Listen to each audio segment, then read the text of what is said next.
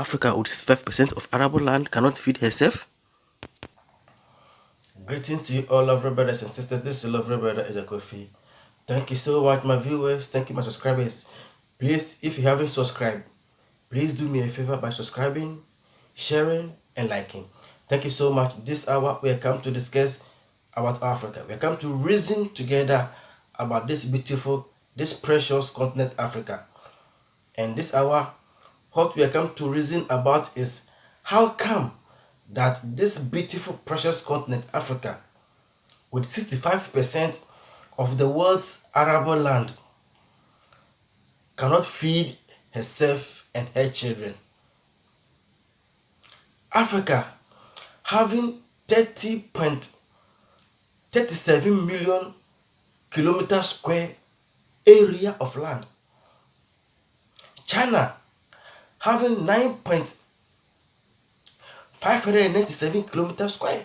China.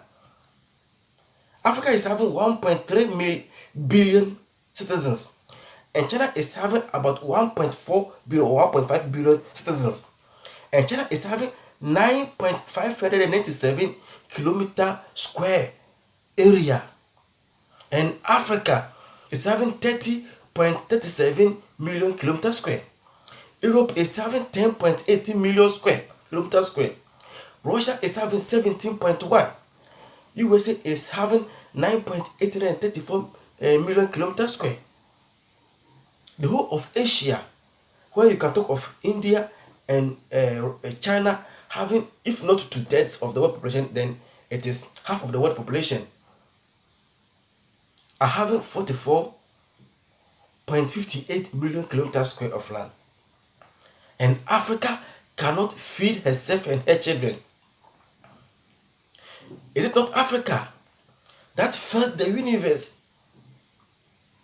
when hunger broke in the early years of Jacob? Is it not Africa that protected Prophet Muhammad, protected Abraham, Jesus, Julius Caesar, many people, shielded them, fed them, and gave them everything? This Africa that fed the entire world cannot feed herself and her children. So what is happening to the African Union? What is the real meaning of the African Union? What is the real purpose? When in Uganda, in a town called Ikanga, thousands of children are dying of malnutrition. When UNICEF said in 2017 that about 1.4 million children in Somalia suffered acute malnutrition. Africa, with 65% of the world arable land, cannot feed herself and her children, and it's dying out of hunger. This is crazy. You can't understand. I can't understand what is happening in Africa. What is going on? The children are dying each day and day out, day in, day out. And most of Africans, 95% of Africans cannot have 2 square meals a day. Is it not painful? What is going on? What is happening to this beautiful continent that Africa couldn't compete, let's say like that, with this technology, electronic, whatever kind of thing? And in agriculture too, Africa cannot feed herself, cannot compete. And China is buying all our lands. China with 9.597 million kilometers square is eager to buy most of African lands. That's why Zambia is almost out. And most of African countries are being purchased by China because they need land to feed their people. And Africa, with agriculture, can feed the entire world without even touching our minerals, our resources. So what is happening? Can't Africa feed herself? Africa should be importing food from China with 9.597 million kilometers square of land, and Africa with 30 point something million kilometers square.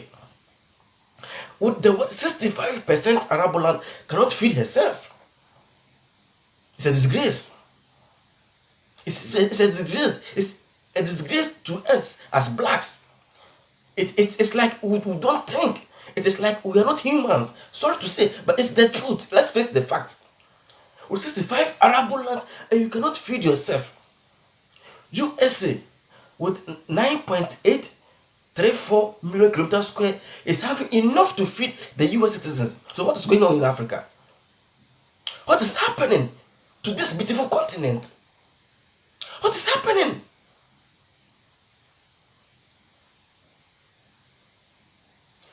Dear brothers and sisters, you see, there's an adage, an Ashanti adage, Ashanti proverb that says,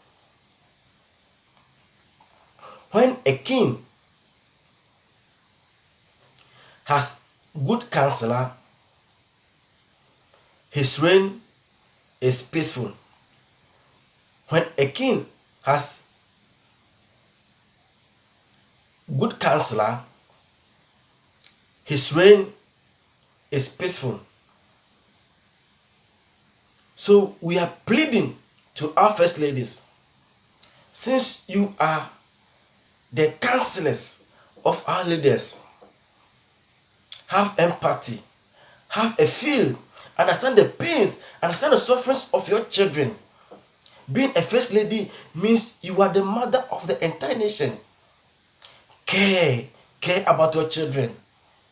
Speak some kind of wisdom to your husbands, the presidents. Say something to them. What is happening?